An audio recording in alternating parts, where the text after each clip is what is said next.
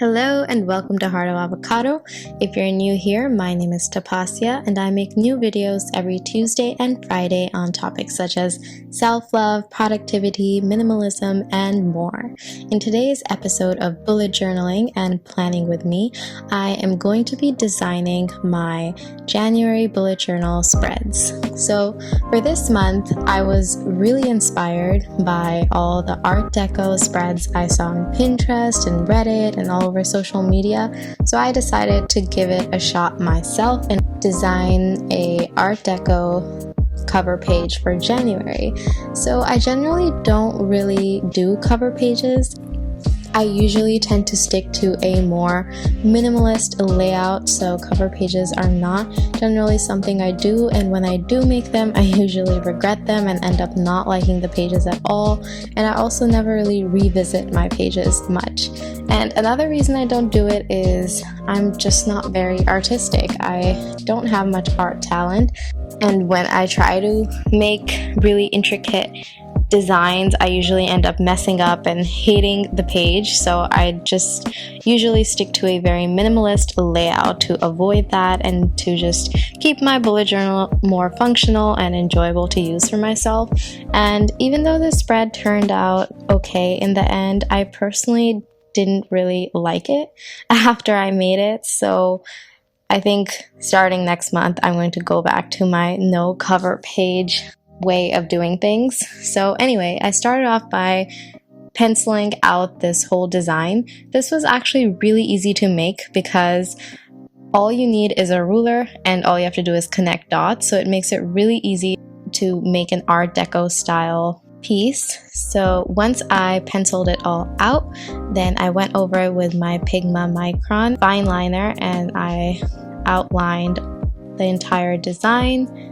And then I'm just going in with this golden paint marker and filling in just random triangles and shapes in the design.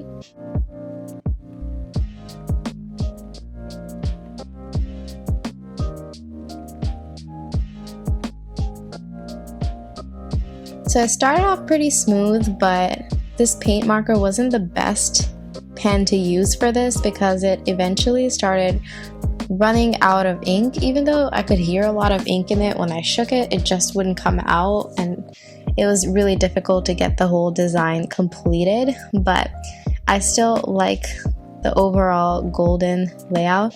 I think my marker was also a little bit dark. It wasn't as vivid as I would have liked it to be, but this is what I had on hand and this is what I use. I actually bought these paint markers a while ago when I was really into wax seals, and I like using them to give my wax seals an embossed effect and just go over them with like a golden marker or a silver marker. It's really fun. So anyway, this is where I kind of start having a little bit of difficulty with the ink coming out, but I managed to get the last triangle filled in after a lot of hard work and a lot of vigorous shaking.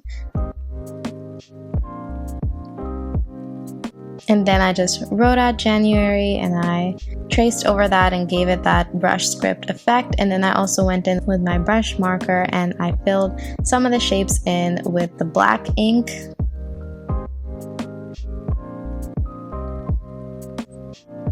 This spread probably took me the longest time to create this time because it was just a lot of tracing, coloring, and yeah, and it just took a lot of time to finish.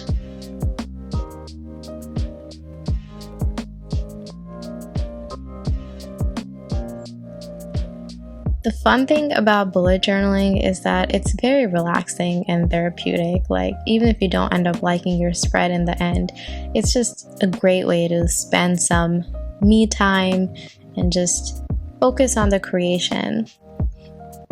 So after I finished coloring in all the shapes with the black ink, I decided it looked a little bit too plain and I decided to go in with some washi tape in the same color scheme. So I used my golden and white washi tapes. The gold in these washi tapes was a lot more yellowish, but I think it still went pretty okay.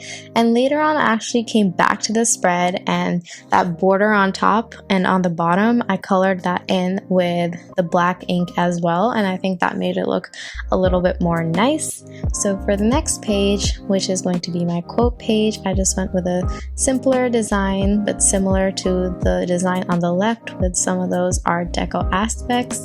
And I decided to brave that golden marker again and try to fill in these 4 mini squares, and that did not go so well. And despite almost failing to fill in those squares with the golden ink, I somehow decided it was a good idea to try to color in that bookmark banner shape with the golden ink as well, and that did not work out so well. Then I went in with the black ink and continued to fill in some of the shapes with black, and then I'm just writing out my quote. So I'm not sure how to pronounce this. I guess in French it would be something like Quentrelle, or I'm probably saying that so wrong, but anyway. So this is a noun, which means a woman who emphasizes a life of passion expressed through personal style, leisurely pastimes, charm, and cultivation of life's pleasures.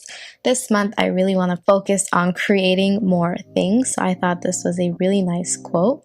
So once I failed to color in that shape with the golden marker, I decided to try out my silver marker instead, and then I kind of put these polka dots with the golden marker on it, but I didn't like that either, so I decided to cover it up with washi tape, and I just stuck a piece of washi tape on top, and then I used an X-Acto knife to carefully cut out the excess tape.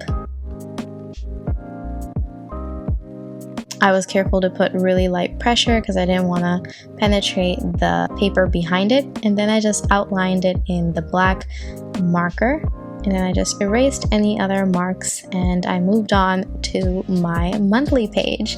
This is usually the page I start my layouts with, and it usually ends up being my favorite spread. I just love monthlies. I love seeing my month at a glance and having all my goals and any like monthly tasks and future events all on one page. So I always have a monthly layout no matter what. So I just started off by drawing out a grid. I used to do really big grids, like that took up pretty much the entire 2 pages. And in fact, I actually did that for December as well. It was a very large grid because I had a lot of stuff going on in December, but I never really enjoy the look of that too much. So in months where I don't have too much going on, I usually revert back to this smaller grid, which I really enjoy using.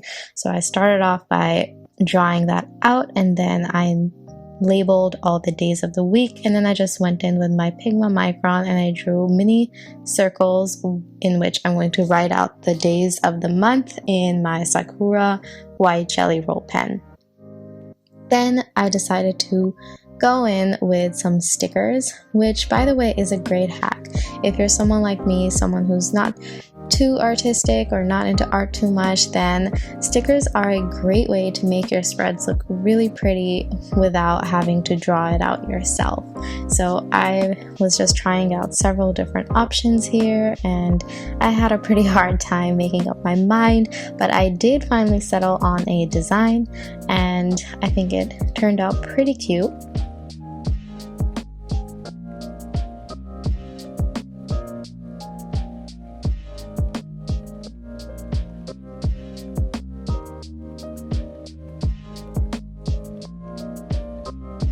I went on a mini sticker binge in like early 2019, and it was, funnily enough, while I was traveling too, and I couldn't even get the stickers. I just ordered them off of AliExpress and Wish, and then I ordered them back home, and I didn't get them until I came back months later. But yeah, I have way too many stickers that I need to use up.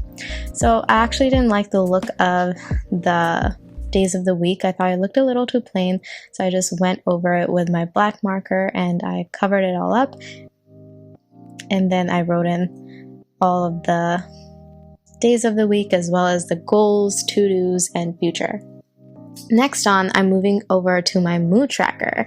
So I tried out all the conventional, traditional mood tracker layouts where you kind of have a circle or you have like 30 different leaves and you color them in every day, and each color stands for a different type of mood. But I found that that didn't really work for me because I felt like it didn't give me enough information. I didn't really see the use in that kind of spread. Personally, I'm sure it works great for some people, but for me personally, I just felt like it didn't do much. So I came up with this other spread instead. And basically what I do is on the left side, I write out all of my days of the month. And on the right side, I draw out this mini chart, which I label 1 through 5, with 1 being like, it was a terrible day, I hated it, and 5 being like a really great day where I felt overall really, really good. And then 3 is like a meh day. So that's kind of the metric I use. And then every single day I just write down my feelings for that day. For example, if I had a crappy day, I might write down, felt really bored, tired, drained, with a burst of energy in the evening. And then I might give it a rating of like, let's say 3. So then I would draw in a little dot for 3, and then at the end of the month I just connect all of the dots so I can see a whole graph of how my mood fluctuated. And also sometimes instead of drawing this whole mood tracker out vertically, I turn my bullet journal over and I draw it out horizontally. And I realized last month that I wanted a little bit more information about my mood and what caused me to feel a certain way, so I decided to add in this daily summary page where I'm using the same kind of layout, just numbering my days of the month on the left, and I'm just going to write down a short summary of the day and what I did specifically on that day, just so I can cross-reference if anything specific was going on that made me feel a certain way on a certain day. Anyway, moving on to my habit tracker. So I've been habit tracking for almost a year now. And to be quite honest, most months I end up not filling in my tracker all the way, and I just end up giving up on it. And I find it to be a little bit demoralizing sometimes even. So for this month, I decided to switch things up and focus on just one main habit instead, because I feel like if I focus on one thing, then instead of worrying about these 9 different things that I feel like I have to do, it'll be a lot easier, and it might create a ripple effect across my other habits, which might motivate me to do those as well. So I picked one main habit and I drew out this really big monthly chart, and then I picked 2 supplementary habits that are in the same category that are not as important, but they're there just in case I do want to track them. So here I have my monthly check-in. I actually just saw this in Pickup Lime's bullet journal video like a few days ago, and I thought it was a great idea, so I decided to steal that idea for this month and give it a shot. Next up is my notes page, and then I have my finances spread, and these are kind of just like brain dump pages for anything that's on my mind and for my finances specifically. Next up, I am moving on to my weekly, and this is the layout that I have been using lately. I am in love with this layout. It's been working really well, and basically I just put all of my tasks on the left, and then on the right, I just write out all my days, and I only write down a maximum of 6 tasks per day. This helps me stay on track and have more focus throughout my day. And this is it. This kind of sums up my January bullet journal setup. And here is a quick flip through. So this is my cover page. Like I said, I did go in and color the top and bottom in with some black ink.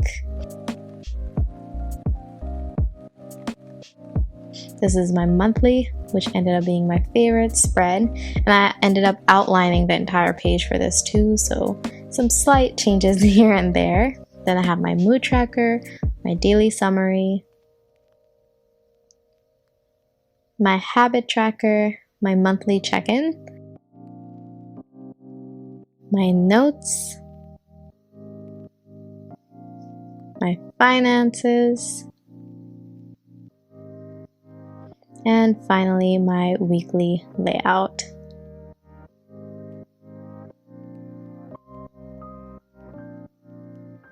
And and that sums it up. I hope you guys enjoyed this video. If you did, please be sure to give this video a thumbs up and don't forget to hit the subscribe button. And if you want to be notified each time I release a new video, then be sure to hit that bell button as well. I'm so glad you decided to join me. I hope you found some inspiration and some new ideas for your own future bullet journals. And if you guys want to share your bullet journal spreads with me, then just tag me on Instagram and I would love to see your creations. I hope you guys have a wonderful day and I will catch you in the next video.